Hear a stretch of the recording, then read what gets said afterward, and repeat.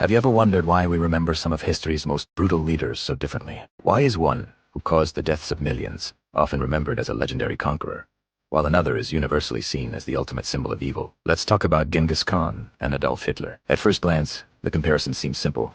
Both were responsible for immense death and destruction, but their legacies couldn't be more different.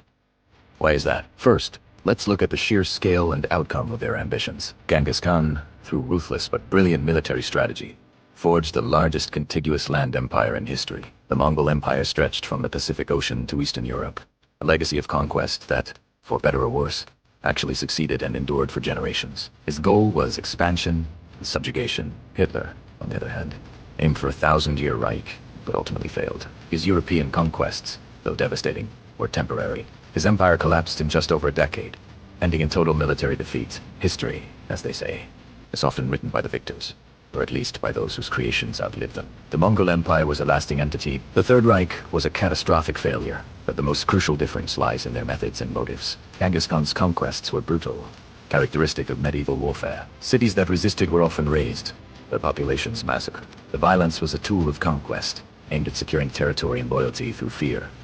It wasn't personal, it was strategic. Hitler's evil was of a different nature entirely. It was systematic, industrial, and ideological. The Holocaust wasn't just a byproduct of war. It was the central goal. It was a state-sponsored genocide, meticulously planned and executed with cold, bureaucratic precision, aimed at the complete extermination of an entire people based on a hateful ideology.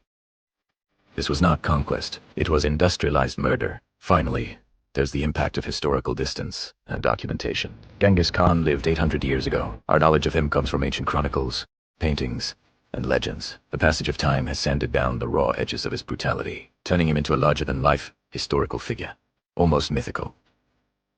Hitler's atrocities, however, happened within living memory. We don't have ancient scrolls. We have black and white photographs and grainy film footage. We have the personal testimonies of survivors. This raw, recent evidence makes his crimes immediate and undeniable. We can see the faces of the victims, the cold machinery of the death camps.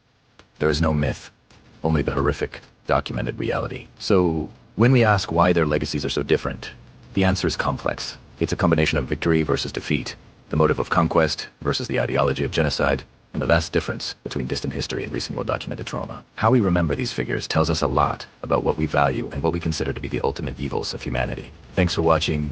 If you found this perspective interesting, please like this video and subscribe for more deep dives into history.